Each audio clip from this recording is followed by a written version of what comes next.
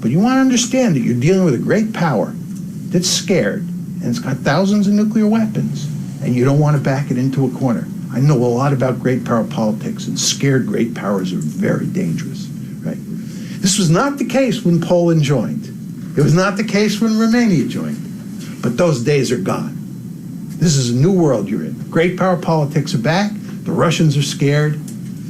And when you start talking about NATO expansion in that context, it's a whole different ballgame. From 1989, when the Cold War ended, up until about 2 years ago, it was very hard to have a serious discussion about great power politics. People who talked my language in the West were considered to be dinosaurs, as I said before.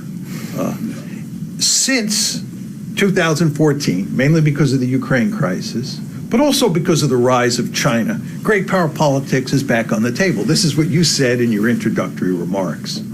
So if I went to the Vivaldi Conference 5 years ago, it would have been a very different discourse than you'll get at the Vivaldi Conference this year, or next year, or the year after. The world has just changed. And as I said, we had from 1989 up until 2014 a holiday from realism. And realism is back.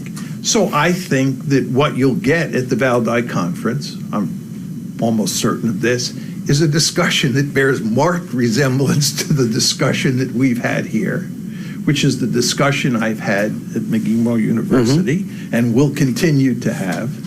And it's the kind of discussion that you have even in Asia today. You know, I went to Japan for the first time in December of 2014, and a number of Japanese said to me that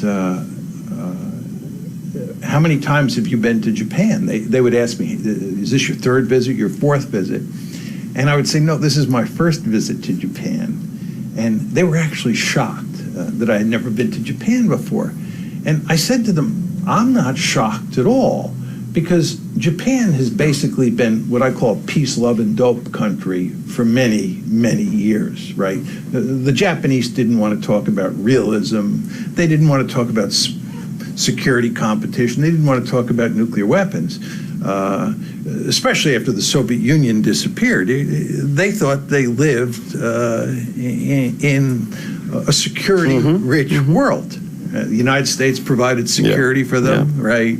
They had a reasonably small military and didn't have to worry about it. Then China rose, and China told the Japanese that these rocks, these islands out in the East China Sea that you, the Japanese, call the Senkaku Islands, they're actually the Diao Islands, and they're ours.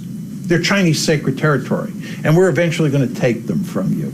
And then you've had all sorts of back and forth in the water, and the Japanese are really scared, right? Great power politics is back in Japan.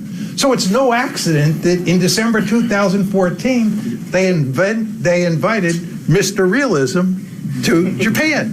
And it's no accident that they have little interest in talking to me before December 2014. So I'm just saying that, you know, in the context of Japan, right, realism is back. Just one final point on this. The one country where realism has been alive and well for centuries is China, right? As I often say to people, when I go to China to talk, I usually start my talks off by saying, it's good to be back among my people. And I don't speak one word of Chinese. And culturally, I'm like a fish out of water when I'm in China. It is really a foreign culture to me.